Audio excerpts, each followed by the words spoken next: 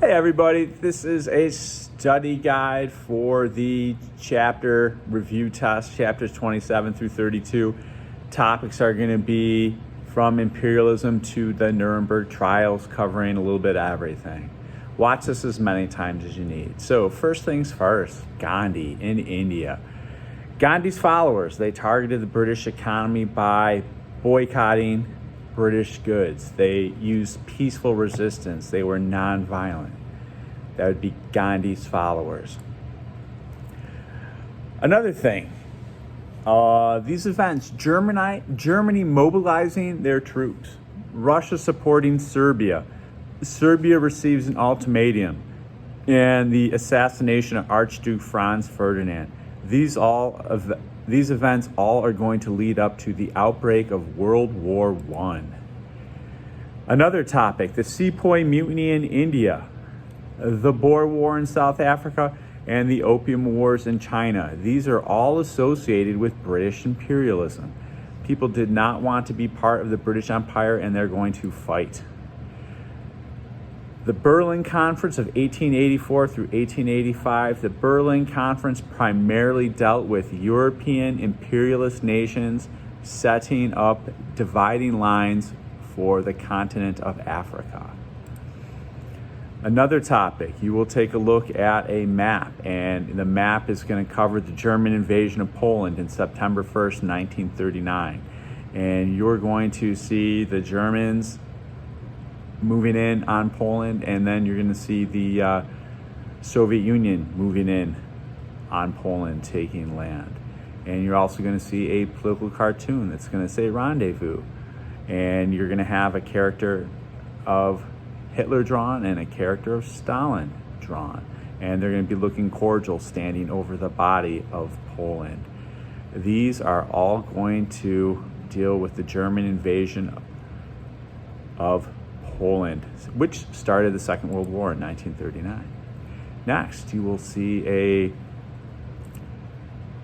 political poster, propaganda poster with Mao standing in front of a rising sun.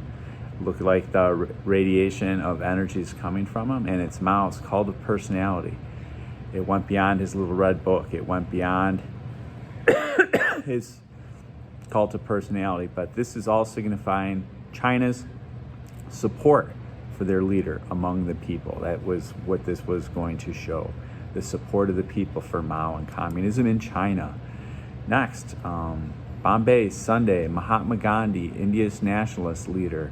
So Gandhi and his followers, there's going to be an event described, and it's going to be about civil disobedience. And you know those events are nonviolent, passive resistance, civil disobedience with Gandhi.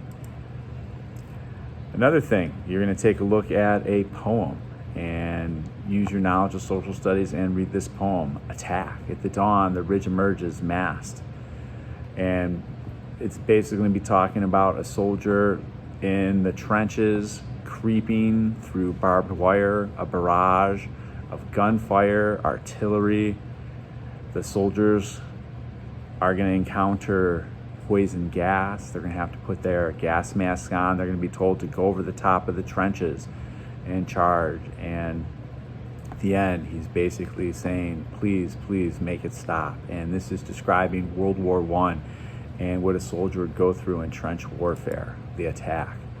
Next, you'll take a look at a map of the continent of Africa, and it's going to be the Partition Map Africa, and you're going to see imperialism in Africa in 1914, and you're going to see in the key French, British, Italian, Belgium, German, and Portuguese countries, and they're all going to divide up Africa and partition it. And the boundaries that were established led to the division of traditional cultures and commerce in Africa, and it create lasting problems.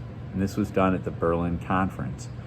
Now, after World War II, the actions taken at the Nuremberg Tribunal demonstrate that persons who committed wartime atrocities will be held accountable, and that's what the Nuremberg trials were about, holding the Nazis accountable for the crimes they committed in the Second World War.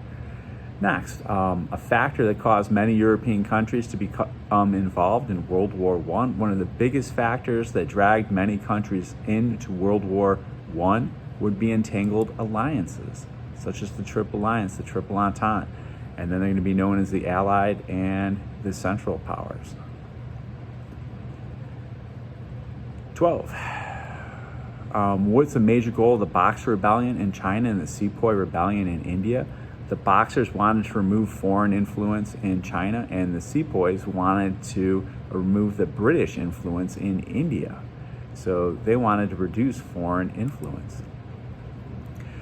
Statements that explain why the communists won the Chinese Civil War in 1948. Well, that big statement is Mao got support from the peasants and the poor. And the peasants supported Mao and the communists. And that's why the communists were able to win the Chinese Civil War. Stalin's 5-year plans in Russia, they emphasized a boost in heavy industries and increased factory production. That would be Joseph Stalin's effect on the Soviet economy. Events of the Bolshevik Revolution. And before Stalin, there was Lenin and the Bolsheviks in Russia. They overthrew the Tsar. Tsar Nicholas II abdicates or leaves the throne. 500,000 workers go on strike as a result of the Bloody Sunday massacre. Lenin returns from exile and challenges the government. That was the big thing that caused changes in Russia. Adolf Hitler justifies his takeover of Eastern territories by stating that the Germans need more living space, or Lebensraum, as Hitler called it. He said it was one of the reasons he invaded and needed more land. A goal of the Japanese invasion of Manchuria in 1931 and the Second Sino-Japanese War in 1937 was to acquire industrial resources. That was the big goal, and more land for Japan. That's why they took over all this land from China. They even took Korea and other lands in Southeast Asia. Now you are going to see a chart that's going to say encourage industrial expansion, replaced Islamic law with secular law, increases the rights of women, and inspired nationalism. These would all be events that are related to Kemal Ataturk in Turkey. Neville Chamberlain, when he visits Munich, Germany in 1938, and he basically is going to be doing this policy of appeasement where the Allies give in to the demands of Germany and Hitler and the aggressor, and they appease him by giving him land and permission to take Czechoslovakia, which we all know Hitler then ended up taking more land. And finally, 5-year plans of Stalin and the Great Leap Forward of Mao. These all demonstrate that they were focusing on increasing industrial and agricultural output in communist command economies. Watch this as many times as you need to. Good luck on the test.